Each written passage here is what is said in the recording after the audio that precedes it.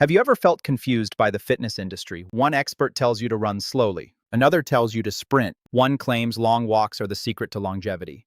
Another insists high-intensity interval training is the key to fat loss. Some people swear by marathon training. Others insist that 20 minutes of HIIT is all you'll ever need. So who's right? Should you spend your time jogging slowly, or should you spend it gasping for air during intense intervals? The answer may surprise you, because this isn't a battle between good and bad.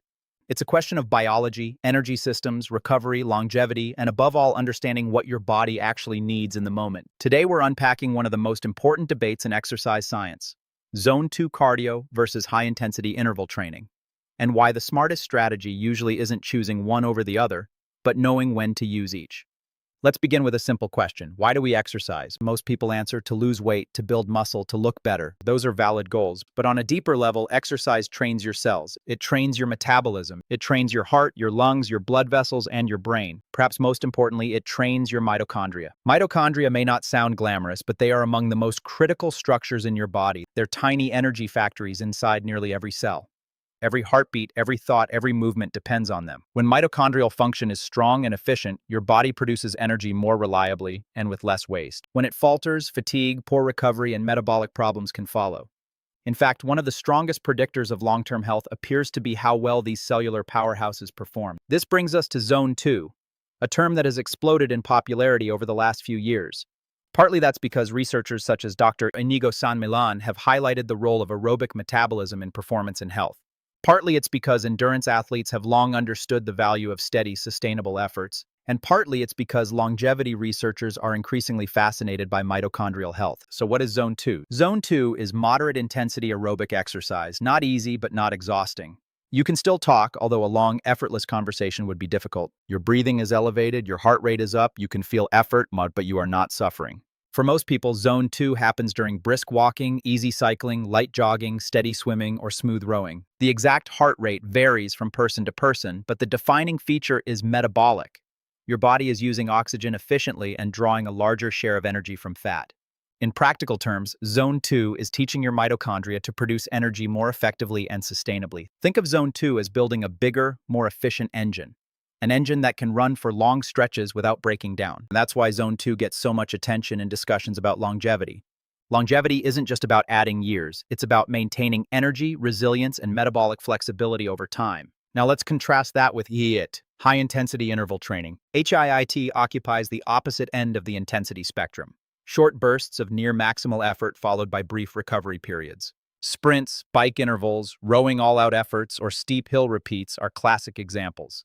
HIIT is uncomfortable and demanding. Your heart rate rockets, breathing becomes ragged, muscles burn, and the body experiences substantial physiological stress. But stress, when applied correctly, triggers powerful adaptations. Think of HIIT as teaching your engine how to accelerate, how to produce power on demand and recover quickly. It develops VO2 max, anaerobic capacity, neuromuscular coordination, and the ability to tolerate high levels of exertion. Both Zone 2 and HIIT are valuable, but they serve different purposes. One builds the foundation and endurance. The other raises the ceiling and performance limits. One of the biggest mistakes people make is assuming more intensity is always better. Modern culture rewards intensity. Work harder, train harder, grind harder. But biology doesn't always agree. Adaptation happens during recovery, not during stress. Too much intensity without adequate recovery leads to diminishing returns and even injury. Imagine watering a plant. Water helps it grow, but flooding it every hour damages the roots. Exercise works the same way. Elite endurance athletes know this. They spend most of their time training at lower intensities and only add intensity sparingly and strategically. What about fat burning? This is where misinformation runs rampant. Many believe HIIT burns more fat, while others argue Zone 2 is the best fat burner. The truth is both are useful, but they work differently. During Zone 2 exercise, your body becomes particularly efficient at oxidizing fat, improving metabolic flexibility, the ability to switch between burning carbohydrates and fat depending on demand. HIIT, on the other hand, burns a lot of calories quickly and creates metabolic and hormonal benefits such as improved insulin sensitivity and greater post-exercise calorie burn. Both promote fat loss, but through different physiological pathways. Recovery is another crucial piece of the puzzle. Recovery determines what your body needs on any given day. If you slept poorly, your heart rate variability is low, stress levels are high, and your nervous system feels taxed, that's probably not the day for savage intervals. A Zone 2 session, increased circulation, gentle stimulus to the aerobic system, and low nervous system load will likely provide far greater benefit. Conversely, on days when sleep is solid, HRV is high, and your energy is good, you might be well placed to do a short, targeted HIIT session that stimulates adaptation without overwhelming recovery. This is where wearable technology has transformed how people train. For the first time, we can track objective measures of recovery: sleep quality, HRV, resting heart rate, and readiness scores. Your body leaves clues every day, and those clues can guide training decisions. At OXYZEN, we often describe readiness as the bridge between recovery and performance, not a moral judgment about effort, but a practical tool for matching challenge to capacity. When we talk about longevity, one of the most consistent findings is that cardiorespiratory fitness is a powerful predictor of long-term health. Some researchers argue it's one of the best biomarkers available, better than cholesterol, body weight, or appearance. Fitness reflects how effectively your heart, lungs, blood vessels, muscles, and mitochondria work together. Both Zone 2 and HIIT improve fitness, but in complementary ways. Zone 2 builds the foundation, HIIT builds the ceiling. So what should the average person do? The practical answer is simple and actionable. Spend the bulk of your training time in Zone 2. Approachable, sustainable aerobic movement like walking, cycling, light jogging, swimming, or rowing. And add 1 or 2 carefully planned HIIT sessions per week.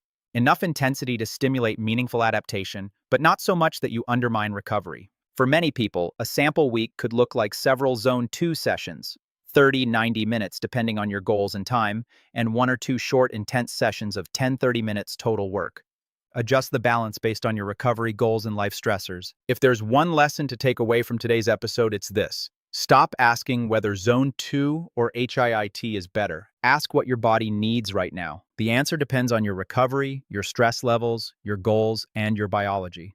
The smartest athletes don't train the hardest every day. They train intelligently, and increasingly, the science suggests the same approach works best for longevity. I'm Dr. Yende. Thank you for joining me on another episode of OXYZEN Health Intelligence. Remember, exercise is not punishment. It's a way of teaching your body to become more resilient, and resilience is one of the best gifts you can give your future self. I'll see you in the next episode.